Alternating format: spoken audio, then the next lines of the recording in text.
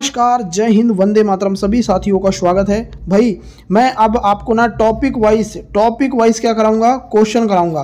तो जो आपका खंड है 1 नंबर का जिसमें पोषण और स्वास्थ्य है, उसी खंड के 100 क्वेश्चन मैंने लाया हूं इस मॉडल पेपर में। 100 क्वेश्चन, सोचिए 100 क्वेश्चन से आपके कितने नंबर सही हो जाएंगे। तो बहुत ही बढ़िया ये वीडियो आप लोगों के लिए होने वाली है। चैनल को सब्सक्राइब कर लेना, बेल आइकन को प्रेस कर लेना। इसी तरह की इंपॉर्टेंट वीडियो के लिए थोड़ा सा स्पीड क्लास को मैं करूंगा ताकि ये क्लास जल्दी भी खत्म हो जाए और आपको अच्छे से सारी चीज़ें समझ में आ जाए।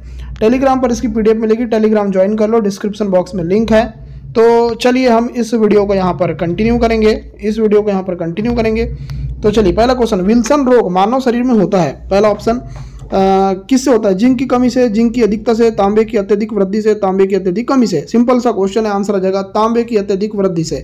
सारे क्वेश्चन अकॉर्डिंग टू सिलेबस है, आपको कोई भी क्वेश्चन सिलेबस से बाहर नहीं मिलेगा।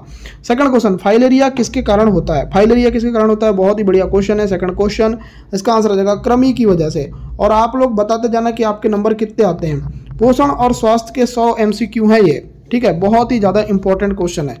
क्वेश्चन नंबर 3 देखो, BMD का पूरा नाम क्या है? BMD का पूरा नाम क्या है? बहुत ही बढ़िया क्वेश्चन है। इसका आंसर आ जाएगा बोन मैरो डेंसिटी। इसका मतलब होता है bone marrow density, B answer आएगा। चलिए अब देखते हैं क्वेश्चन नंबर 4, मेरुदंड किस रोग से प्रभावित होता है? बहुत ही बढ़िया क्वेश्चन है। देखो, मेरुदंड जो है वो किस रोग से प्रभावित होता है? तो मेरुदंड के लिए जो रोग है उसका नाम है स्पाइंडिलाइटिस इसका नाम है, तो याद रखना। चलिए अब देखते हैं क्वेश्चन नंबर 5, BMD का परीक्षण किस रोग में किया जाता है? बहुत ही बढ़िया क्वेश्चन, ऐसे क्वेश्चन आपको देखने को नहीं मिलेंगे। इसका आंसर आ जाएगा ऑस्टियोपोरोसिस ये जो रोग है इसमें BMD का परीक्षण होता है। क्वेश्चन नंबर 6 देखते हैं, हाइपोग्लाइसीमिया रोग से मानव शरीर पर क्या प्रभाव पड़ता है? हाइपोग्लाइसीमिया रोग से मानव शरीर पर क्या प्रभाव पड़ता है? बहुत ही अच्छा क्वेश्चन है। देखिए क्वेश्चन नंबर 6 की बात करें तो आंसर आ जाएगा ग्लूकोज की मात्रा कम हो जाती है। यही इसका राइट आंसर आ जाएगा। स्क्रीनशॉट ले लीजिएगा। क्वेश्चन अच्छे लग रहे हैं तो एक लाइक जरूर करना, क्योंकि बहुत ज़्यादा मेहनत लगती है ऐसे क्वेश्चन को बनाने में। तो आप लोगों से एक ही रिक्वेस्ट है भाई कि लाइक जरूर करना। ब्लैक बॉन फीवर किसे कहा जाता है? ब्लैक बॉन फीवर किसको कहते हैं? तो ये बहुत ही बढ़िया क्वेश्चन है। ब्लैक बॉन फीवर किसको बोलते हैं? तो ये बोलते हैं डेंगू को। किसको बोलते हैं? डेंगू को। और इसका पूरा ब्रेक बॉन है, ठीक है, ब्रेक बॉन, ये ब्लैक बॉन हो गया, इसको ब्रेक बॉन कर देना, ठीक है, ब्रेक बॉन। थोड़ा सा ये गलत लिखा गया है, इसके लिए मैं माफ़ी चाहूँगा। ब्रेक बॉन इसका नाम है। चलिए 8वां देखते हैं। पूछा जा रहा है कि बाइबेक्स और फैल्सीफरम प्रजातियाँ किसकी प्रजातियाँ है? बाइबेक्स और फैल्सीफरम किसकी प्रजातियाँ? क्वेश्चन नंबर 8 का जो आंसर आएगा वो आएगा बी आंसर। प्लाज्मोडियम की है ये, प्लाज्मोडियम की। चलिए अब देखते हैं क्वेश्चन नंबर 9, प्रोटोजोआ द्वारा होने वाला रोग कौन सा है? प्रोटोजोआ द्वारा होने वाला रोग कौन सा है? बहुत ही बढ़िया क्वेश्चन है। क्वेश्चन नंबर 9 की बात करें तो डी आंसर आएगा। देखो, निद्रा रोग और पायरिया होता है, मलेरिया, दमा, खाज, पेचिस होता है, कालाजार, डायरिया, फाइलेरिया होता है। मतलब ये सारे रोग होते हैं प्रोटोजोआ की वजह से। आंसर आ जाएगा डी आंसर। बहुत ही बढ़िया क्वेश्चन है। चलिए अब देखते हैं 10वां क्वेश्चन, बायोप्सी किस रोग में की जाती है? बायोप्सी किस रोग में की जाती है? क्वेश्चन नंबर 10 आपसे पूछा जा रहा है, तो 10 का जो आंसर बनेगा वो बनेगा बी आंसर, कैंसर इसका राइट आंसर आ जाएगा, कैंसर। चलिए अब देखते हैं क्वेश्चन नंबर 11। ध्यान से देखिए, कैंसर रोग के 4 प्रकार कौन कौन से हैं? पहले दिया है कार्सिनोमास, लिम्फोमास, सार्कोमास, ल्यूकेमियास, उपरोक्त सभी। देखो सिंपल सा क्वेश्चन है, कैंसर रोग के 4 प्रकार पूछा है, आंसर आ जाएगा डी। आंसर क्या आ जाएगा डियर? आंसर आ जाएगा डी इस क्वेश्चन का। बहुत ही बढ़िया क्वेश्चन है ये। चलिए question number 12, guilty mnemonics septicaemic किस रोग के प्रकार है? क्वेश्चन नंबर 12 का जो आंसर आ जाएगा वो आ जाएगा ए आंसर। ये प्लेग रोग का प्रकार है, प्लेग रोग का, ठीक है। चलिए अब देखते हैं क्वेश्चन नंबर 13, माता की वह आदत जो गर्भस्थ शिशु के लिए हानिकारक हो सकती है, कौन सी आदत है? उपवास रखना, धूम्रपान करना, कम कार्बोहाइड्रेट प्रोटीन वाला आहार, उपरोक्त सभी। देखो आपको पता है कि भाई माता की ये तीनों आदत अगर है ना तो ये शिशु को हानिकारक प्रभाव दे सकती है। तो यहाँ पर 13 का जो आंसर आ जाएगा वो आ जाएगा डी आंसर। क्वेश्चन नंबर 14 देखते हैं, ध्यान से देखना। इनमें से कौन भूख उत्तेजित करने वाला हार्मोन है? भूख उत्तेजित करने वाला हार्मोन कौन सा है? क्वेश्चन नंबर 14 आपसे पूछा जा रहा है। 14 का आंसर क्या आएगा? तो 14 का आंसर आ जाएगा, देखो 14 का आंसर आ जाएगा लेप्टिन। लेप्टिन जो हार्मोन है ये भूख उत्तेजित करने वाला हार्मोन है, ठीक है। चलिए अब देखते हैं नेक्स्ट क्वेश्चन। क्वेश्चन नंबर 15, शुद्ध जल के तापमान में 1 डिग्री सेल्सियस की वृद्धि हेतु आवश्यक ऊष्मा की मात्रा को डैश के रूप में परिभाषित किया जाता है। देखो क्वेश्चन बढ़िया है। शुद्ध जल के तापमान में 1 डिग्री सेल्सियस की वृद्धि हेतु आवश्यक ऊष्मा की मात्रा को डैश के रूप में परिभाषित किया जाता है। तो इसको किसके रूप में परिभाषित किया जाता है? तो इसका जो आंसर आ जाएगा किलो कैलोरी के रूप में, किलो कैलोरी के रूप में। चलिए अब देखिए क्वेश्चन नंबर 16, आहार में डैश शामिल करके रक्त अल्पता एनीमिया की रोकथाम की जा सकती है। बहुत ही बढ़िया क्वेश्चन है। क्वेश्चन नंबर 16 की बात करते हैं तो 16 का आंसर आ जाएगा आयरन और विटामिन सी। आहार में आयरन और विटामिन सी शामिल करके रक्त अल्पता एनीमिया की रोकथाम की जा सकती है। मैं आपको एक जानकारी और देना चाहूँगा, हम पेड ग्रुप चलाते हैं व्हाट्सएप पर 8827419259। ये मेरा व्हाट्सएप नंबर है, इस नंबर पर आप मैसेज कीजिए, हम पेड ग्रुप से आपको ज्वाइन करा देंगे। वहाँ पर हर घंटे मॉक टेस्ट होते हैं और सारे सब्जेक्ट के टॉपिक वाइज मॉक टेस्ट होते हैं। बस इसको ज्वाइन करने के लिए आपको कुछ नहीं करना है। इसका जो प्राइस है ना वो 99 रुपीज़ है, पूरे एग्जाम तक रहेगा, पूरे एग्जाम तक आपको मॉक टेस्ट कराएंगे। तो 99 रुपीज़ अगर आप खर्च कर पाते हैं तो आप इस ग्रुप को ज्वाइन कर लेना। नंबर जो बताया उस पर व्हाट्सअप मैसेज कर लेना, आपकी ये इच्छा है, आपके ऊपर डिपेंड करता है ये पूरा। ठीक है, चलिए क्वेश्चन नंबर नेक्स्ट। श्रवण शक्ति का ह्रास, दृष्टि क्षीणता और समन्वय की कमी आमतौर पर डैश में देखने को मिलती है। तो किस में देखने को मिलती है? तो ये बुजुर्ग और वृद्ध आयु वालों में देखने को मिलती है। ठीक है, तो यहाँ पर आपका आंसर आ जाएगा सी आंसर। चलिए 18 देखते हैं। एक समय अवधि में आधारभूत चयापचय के लिए उपयुक्त ऊर्जा की मात्रा को डैश कहते हैं। बहुत ही बढ़िया क्वेश्चन है, बहुत ही बढ़िया क्वेश्चन है 18। तो इसका आंसर आ जाएगा, इसको बोलते हैं भाई आधारी चयापचय दर, या इसको बोलते हैं बेसल मेटाबॉलिक रेट। तो यहाँ पर आपका आंसर आ जाएगा ए आंसर। चलिए अब देखते हैं क्वेश्चन नंबर 19। पूछा जा रहा है हाइपोएल्बुमिनिया, हाइपोकेलीमिया और फैटी लिवर अधिकांशतः डैश रोग से पीड़ित लोगों में देखने को मिलता है। ये भी बहुत ही अच्छा क्वेश्चन है। अगर बात करें 19 की तो आंसर आ जाएगा पेलाग्रा। जो पेलाग्रा रोग से पीड़ित होता है ना, क्वेश्चन नंबर आपका 19 सॉरी देखो यहाँ पर ना एक मिस्टेक हो गई है मुझसे, यहाँ पर पेलाग्रा नहीं आएगा। यहाँ पर देखो मैं इस ऑप्शन को कट करता हूँ, यहाँ पर कॉसी ओरकर डालता हूँ। ठीक है, 19 क्वेश्चन का जो ऑप्शन है पहला नंबर वो कॉसी ओरकर है, कॉसी ओरकर। ठीक है, यहाँ पर ये पूछा गया है कि हाइपोएल्बुमिया, हाइपोकेलीमिया और फैटी लिवर अधिकांशतः डैश रोग से पीड़ित लोगों में देखने को मिलती है। तो ये मिलती है आपके कॉसी ओरकर वाले से, कॉसी ओरकर। तो यहाँ पर कॉसी ओरकर आंसर आएगा। ये जो ऑप्शन है पहला वाला ऑप्शन, उसको कट कर लेना और यहाँ पर कॉसी ओरकर कर लेना। ठीक है, इसको मैं पीडीएफ में सुधार दूंगा। 20 क्वेश्चन देखो। निकट दृष्टि दोष एक दोष है जिसमें क्या होता है? देखो निकट दृष्टि दोष में क्या होता है, ये क्वेश्चन आपसे पूछा जा रहा है 20 क्वेश्चन। तो 20 का जो आंसर आ जाएगा दूर की वस्तुएं अस्पष्ट दिखती है। ठीक है, चलिए नेक्स्ट क्वेश्चन। इनमें से किसे छोड़कर अन्य सभी पोषण संबंधी विकार सामान्य से अधिक पोषण से संबंधित है? तो 21 का आंसर क्या आएगा बताइए? 21 का जो आंसर आएगा वो क्या आएगा? 21 का बी आंसर आएगा। इसको बोलते हैं अस्थि मृदुता, जिसको हम बोलते हैं ऑस्टियोमलेशिया। ठीक है, तो याद रखना, ये भी बहुत बढ़िया क्वेश्चन है। चलिए देखते हैं 22। मांस, मछली और मुर्गी डैश के महत्वपूर्ण स्रोत है। ये भी एक अच्छा सा क्वेश्चन है। क्वेश्चन नंबर 22 की बात करें तो बी आंसर आएगा। प्रोटीन के बेहतरीन स्रोत है आपके मांस, मछली और मुर्गी। चलिए नेक्स्ट क्वेश्चन देखते हैं, क्वेश्चन नंबर 23। चूंकि देखो, चूंकि बचाव इलाज से बेहतर होता है, डैश के द्वारा टाइफाइड से बचाव किया जा सकता है। आपको पता है भाई कि जो बचाव होता है वो इलाज से बेहतर होता है, क्योंकि भाई अगर आप प्रोटेक्शन अपना ले लेते हो तो इलाज की तो संभावना ही नहीं रहती। तो ये टाइफाइड जो है किससे होता है? तो देखो, किसी के द्वारा छुए गए भोजन से बचने के लिए और सड़कों पर बिकने वाले भोज्य पदार्थों और कच्चे फलों व सब्जियों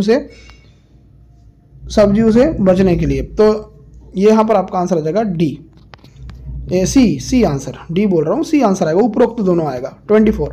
1 ग्राम प्रोटीन से डैश मिलती है। ये बहुत ही बढ़िया क्वेश्चन, एग्जाम में डायरेक्ट बनने वाला क्वेश्चन है। इसका जो आंसर आ जाएगा 4 किलो कैलोरी बनती है 1 ग्राम प्रोटीन से, ए आंसर आएगा। चलिए अब देखते हैं नेक्स्ट क्वेश्चन। गर्भाकालीन मधुमेह डैश में देखने को मिलता है। गर्भाकालीन मधुमेह किस में देखने को मिलेगा बताइए? 25 क्वेश्चन का आंसर क्या आएगा? सिंपल सा आंसर है, गर्भवती स्त्रियों में, बी आंसर आएगा। चलिए देखते हैं 26। प्रसव के तुरंत बाद माता द्वारा उत्पन्न दूध स्रदस्र स्त्राव जो नवजात शिशु को पिलाने के लिए निकलता है डैश कहलाता है, उसको क्या कहते हैं? तो 26 क्वेश्चन का जो आंसर आ जाएगा ना वो आ जाएगा आपका पीयूष कहते हैं, जिसको हम कोलेस्ट्रम बोलते हैं। पीयूष कहते हैं जिसको हम कोलेस्ट्रम बोलते हैं। ठीक है, चलिए 27। कुपोषण के एक प्रकार पीईएम का पूरा नाम क्या है बताइए? पीईएम का पूरा नाम क्या होता है? तो इसका नाम होता है प्रोटीन ऊर्जा कुपोषण, प्रोटीन ऊर्जा कुपोषण। चलिए नेक्स्ट चेचक चिकन पॉक्स डैश नामक विषाणु से होता है। देखो चेचक चिकन पॉक्स किस विटामिन से किस विषाणु से होता है, विटामिन बोल रहा हूँ ना। इसका जो आंसर आ जाएगा वेरिसेला जोस्टर वायरस, इससे होता है चिकन पॉक्स। ठीक है, चलिए देखिए नेक्स्ट क्वेश्चन। ग्रामीण भारत में किशोरियों में मासिक धर्म संबंधित स्वच्छता को बढ़ावा देने के योजना किस आयु वर्ग पर केंद्रित है? ये बहुत ही बढ़िया क्वेश्चन है। 29 की बात करें तो 29 का आंसर आ जाएगा सी, 10 से लेकर 19, 10 से लेकर 19 इस क्वेश्चन का राइट आंसर आएगा। चलिए नेक्स्ट क्वेश्चन देखते हैं 30। रतौंधी या नाइट ब्लाइंडनेस किस पोषक तत्व की कमी के आरंभिक संकेतों में से एक है? देखो रतौंधी जो रोग है वो किससे होता है, मैंने आपको ये क्वेश्चन पहले भी कराया है। अगर आप बात करें 30 क्वेश्चन की तो आंसर आ जाएगा B, vitamin A. Vitamin A की कमी से रतौंधी रोग होता है, इसका नाम जो है रेटिनॉल है। चलिए नेक्स्ट क्वेश्चन।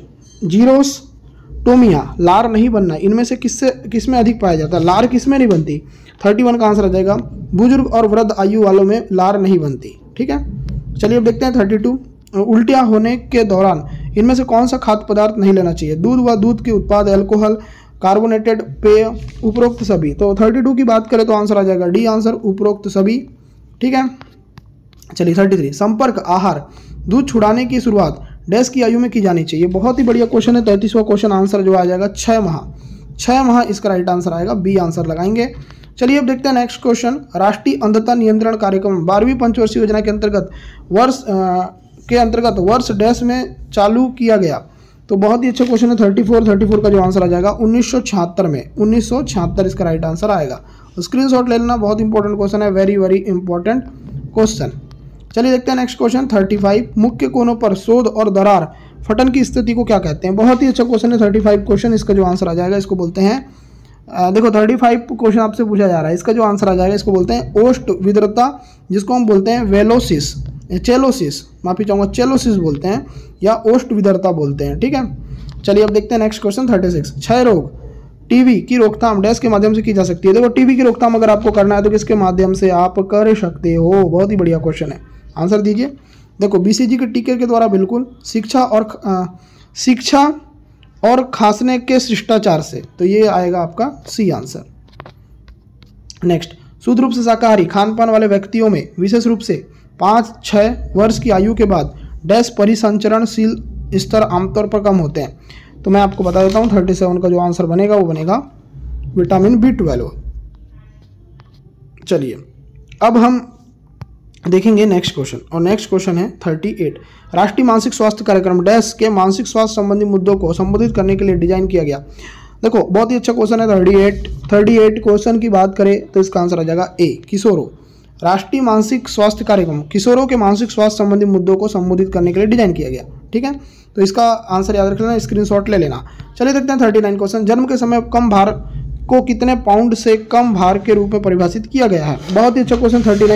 39 का आंसर आ जाएगा 5.5 पाउंड, 5.5 पाउंड।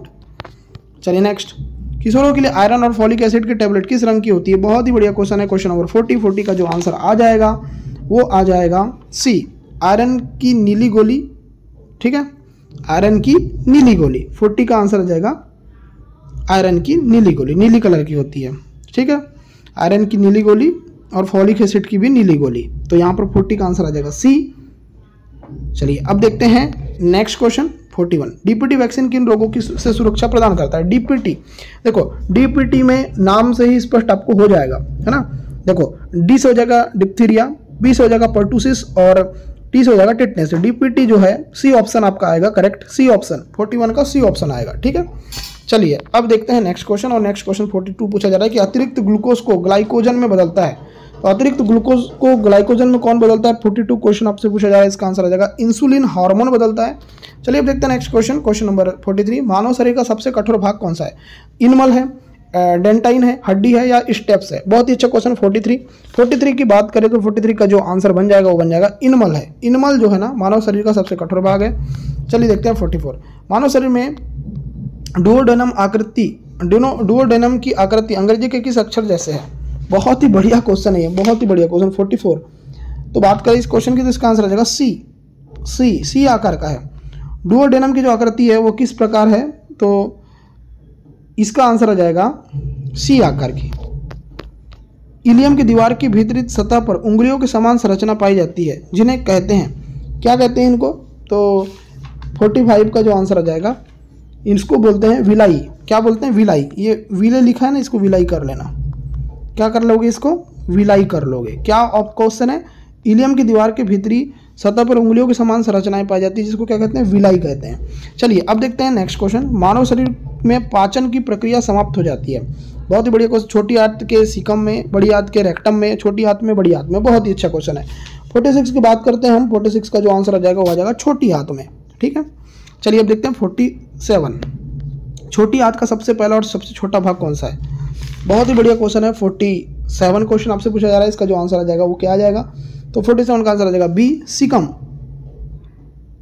एक सेकंड देखो यहाँ पर क्या क्वेश्चन है, थोड़ा सा मुझसे ये देखो, यहाँ पर याद रखना, छोटी आंत का सबसे पहला और सबसे छोटा भाग पूछा है। ठीक है, अगर बात करें 47 की, तो इसका जो आंसर आएगा, देखो ध्यान रख लो, इसका जो आंसर आ जाएगा ना वो आ जाएगा डुडेनम। डुडेनम जो है ना, इसको ये रख लो, ये जो बी ऑप्शन है ना आपका, बी ऑप्शन, ये देखो यहाँ पर सीक्वेंस गलत हो गया है।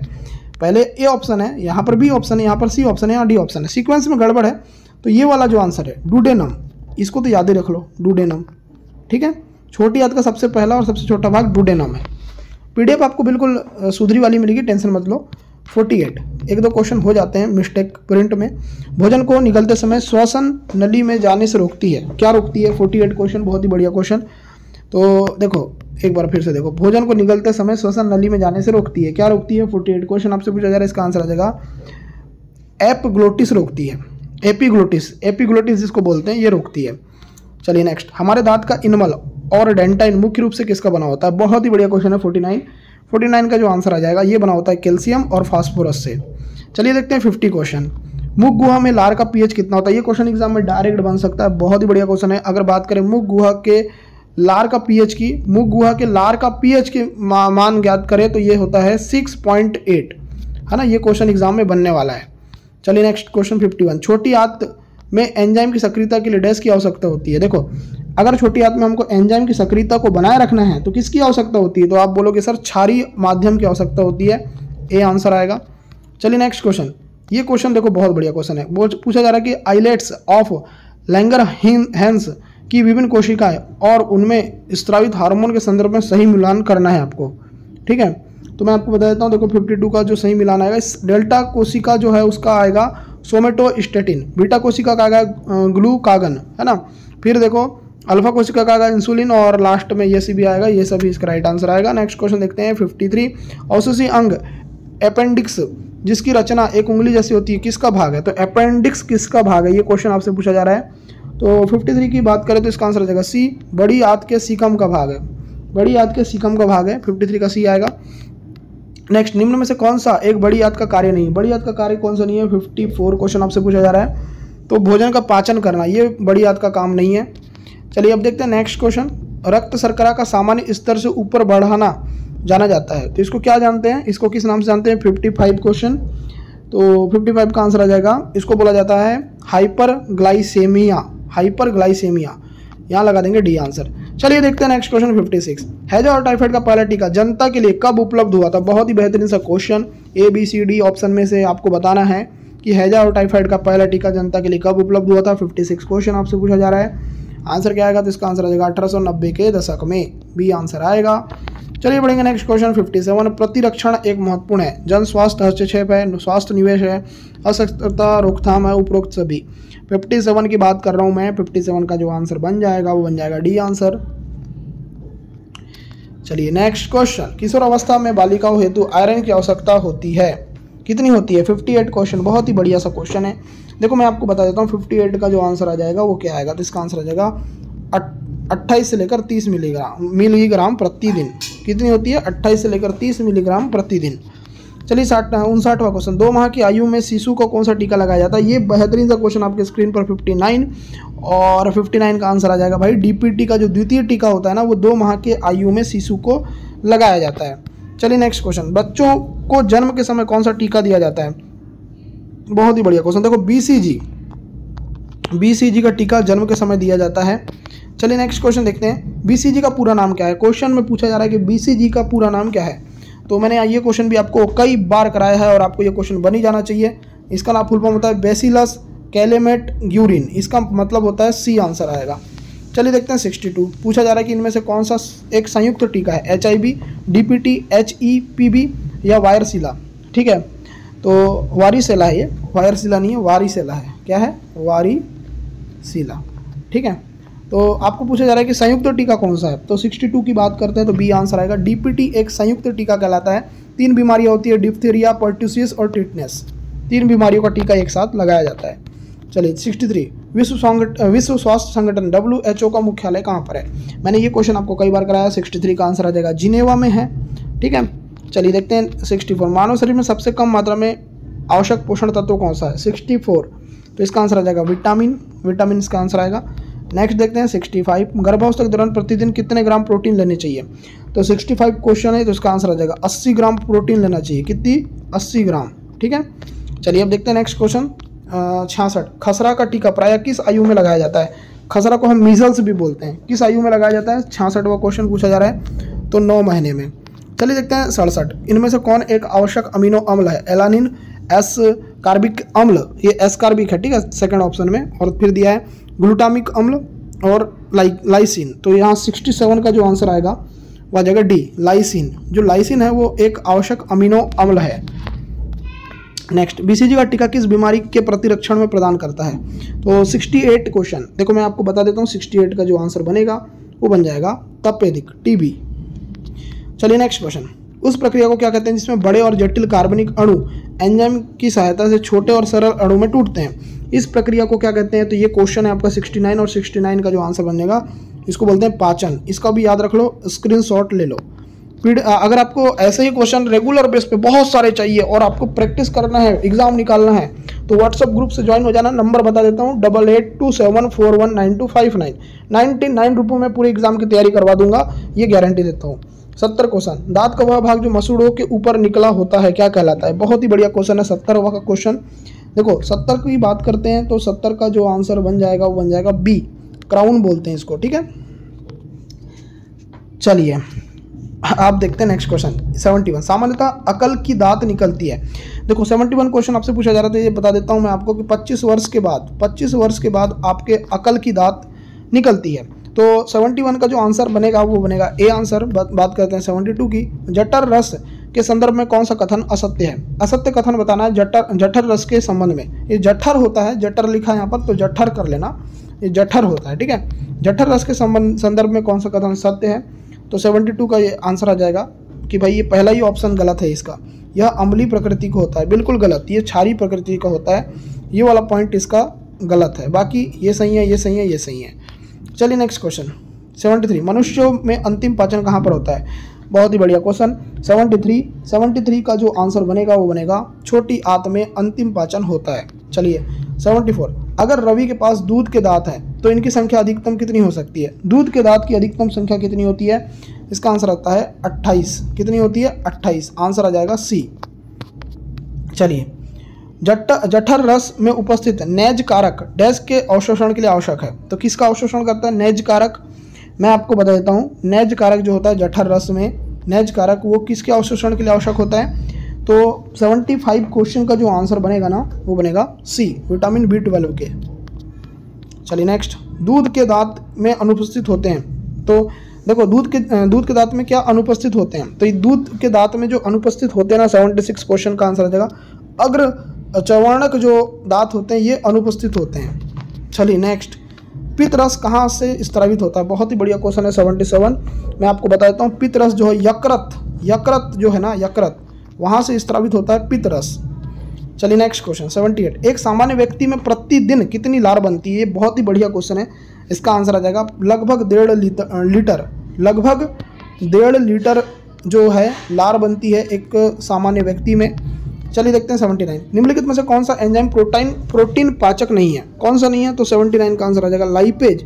लाइपेज जो है ये प्रोटीन पाचक नहीं है। 80। पाचन प्रक्रिया में अपचित और अनअवशोषित पदार्थों को क्या कहते हैं? 80 क्वेश्चन। तो इसका आंसर आ जाएगा मल बोलते हैं। चलिए नेक्स्ट। निम्न में से कौन सी एक छोटी आंत का एमाइलोलाइटिक एंजाइम नहीं है? छोटी आंत का एमाइलोलाइटिक एंजाइम कौन सा नहीं है? तो मैं आपको बताता हूँ, देखो इरेप्सिन, सुक्रोज, माल्टोज और लैक्टोज। 81 का जो आंसर आएगा वो आएगा इरेप्सिन। चलिए 82, मनुष्यों में उन दांतों की संख्या कितनी है जो पूरे जीवन काल में एक ही बार निकलते हैं? बहुत ही बढ़िया क्वेश्चन, 82 क्वेश्चन। इसका आंसर आ जाएगा 12 ए आंसर आएगा। नेक्स्ट, डैश में प्रोटीन और वसा का पाचन नहीं होता, किस में नहीं होता? तो 83 का आंसर आ जाएगा आपका मुख गुहा। मुख गुहा में प्रोटीन और वसा का पाचन नहीं होता।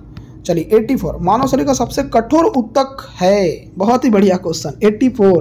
84 का क्या आंसर क्या आएगा? हड्डी भाई, हड्डी जो है सबसे कठोर ऊतक होता है मानव शरीर का। नेक्स्ट क्वेश्चन, हमारे दांत का अधिकांश हिस्सा हल्के पीले रंग के पदार्थ से बना होता है, ठीक है? तो इसका आंसर आपको बताना है। चलिए बताइए इसका आंसर क्या आएगा, बताइए भाई। 85, हमारे दांत का अधिकांश हिस्सा हल्के पीले रंग का बना होता है। लोहा, हड्डी, डेंटाइन, इनेमल, उसको क्या बोलते हैं? तो उसको क्या बोलते हैं? तो 85 का जो आंसर आ जाएगा वो आ जाएगा सी आंसर। इसको बोलते हैं डेंटाइन बोलते हैं। चलिए 86, मलाशय का द्वार जो शरीर के बाहर की ओर खुलता है, मूत्राशय कहलाता है, मूत्र मार्ग कहलाता है, गुदा कहलाता है या गाल ब्लेडर कहलाता है? 86 की बात करते हैं तो आंसर आ जाएगा गुदा कहलाता है। चलिए देखते हैं 87, मनुष्यों में छोटी आंत की लंबाई कितनी होती है? ये क्वेश्चन एग्जाम में आने वाला है 100%। ये क्वेश्चन का जो आंसर आ जाएगा सी आएगा। 6 मीटर होती है। 6 मीटर जो है मनुष्यों में छोटी आंत की लंबाई होती है। चलिए नेक्स्ट क्वेश्चन 88, बड़ी आंत का कौन सा भाग छोटी आंत के इलियम से जुड़ा होता है? बहुत ही बढ़िया क्वेश्चन। 88 का आंसर आ जाएगा सिकम। जो सिकम भाग होता है ना, जो सिकम भाग होता है ये जो जुड़ा रहता है वो बड़ी आंत से जुड़ा रहता है। नेक्स्ट, हमारे शरीर में ग्रास नली की लंबाई कितनी है? ये क्वेश्चन भी एग्जाम में डायरेक्ट बन सकता है। इस क्वेश्चन का आंसर आ जाएगा 25 सेंटीमीटर। 25 सेंटीमीटर। चलिए नेक्स्ट क्वेश्चन 90, लार में कौन सा एंजाइम कार्बोहाइड्रेट स्टार्च को माल्टोज में तोड़ता है? देखो लार में कौन सा ऐसा एंजाइम होता है जो कार्बोहाइड्रेट स्टार्च को माल्टोज में तोड़ता है? बहुत ही बढ़िया क्वेश्चन है। 90 का जो आंसर आएगा वो आएगा टाइलिन। देखो टाइलिन क्या होता है? एक एंजाइम है, याद रखना, जो क्या करता है? स्टार्च को माल्टोज में तोड़ता है। चलिए 91 देखते हैं, छोटी आंत का सबसे लंबा भाग कौन सा है? बहुत ही बढ़िया क्वेश्चन, बहुत ही बढ़िया क्वेश्चन। 91 आंसर आ जाएगा इलियम। छोटी आंत का सबसे लंबा भाग इलियम होता है। नेक्स्ट क्वेश्चन, छोटी आंत में उपस्थित विलाई, देखो छोटी आंत में उपस्थित जो आपका विलाई होता है उसका मुख्य कार्य क्या होता है? बहुत ही बढ़िया क्वेश्चन। 92, तो इसका आंसर आ जाएगा अवशोषण सतह को बढ़ाना। जो अवशोषण की सतह है ना उसको बढ़ाने का काम करता है। 93, अमाशय में प्रोटीन को पेप्टोन में कौन परिवर्तित करता है? बेहतरीन सा क्वेश्चन, एग्जाम में आने वाला क्वेश्चन। प्रोटीन को किस में कन्वर्ट करना है? पेप्टोन में। तो कौन करेगा? पेप्सिन करेगा, ठीक है? पी से याद रखना। 93 का बी आएगा। 94, निम्न में से कौन मानव शरीर के लीवर के संदर्भ में सही नहीं है? लीवर के संदर्भ में कौन सा सही नहीं है? 94 क्वेश्चन एग्जाम में आ रहा है। इसका आंसर आ जाएगा यह ट्रिप्सिन नामक एंजाइम को स्रावित करता है। ये लीवर के संबंध में सही नहीं है, बाकी सब सही है। इसका वजन 1.5 से लेकर 2.0 किलोग्राम होता है। दूसरा दिया यह सबसे बड़ी ग्रंथि है। तीसरा दिया यह पित्त को स्रावित करता है। तीनों पॉइंट सही है, परंतु जो गलत है वो डी है। 95, निम्न में से किसमें बिलरुबिन नामक वर्णक पाया जाता है? किसमें पाया जाता है? 95 क्वेश्चन आंसर क्या आएगा? डी, पितरस में। चलिए नेक्स्ट क्वेश्चन, भोजन को वापस बड़ी आंत से छोटी आंत में जाने से रोकता है, तो कौन रोकता है? इसका आंसर क्या आएगा? इसका आंसर आ जाएगा इलियोसिकल वाल्व। इलियोसिकल वाल्व एक ऐसा वाल्व होता है जो बड़ी आंत से जो भोजन आ चुका है छोटी आंत में उसको जाने से रोकता है वापस। 97, अस्थायी रूप से मल त्यागने से पहले तक यह डैश में रहता है? गुदा में, मूत्राशय में, शिकम में और मलाशय में। तो 97 का जो आंसर आ जाएगा वो आ जाएगा डी, मलाशय में।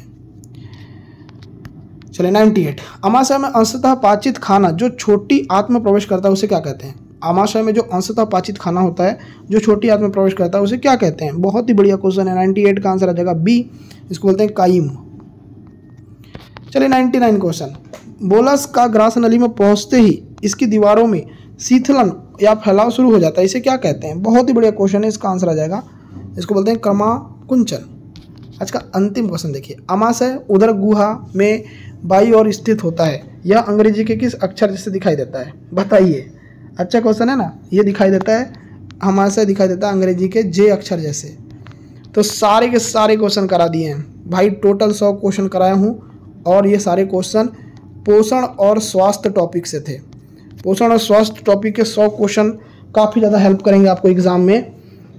आगे बढ़ने के लिए। चैनल सब्सक्राइब कर लेना, बेल आइकन प्रेस कर लेना। मिलता हूँ नेक्स्ट वीडियो में। ख्याल रखो अपना। Goodbye, take care and love you all.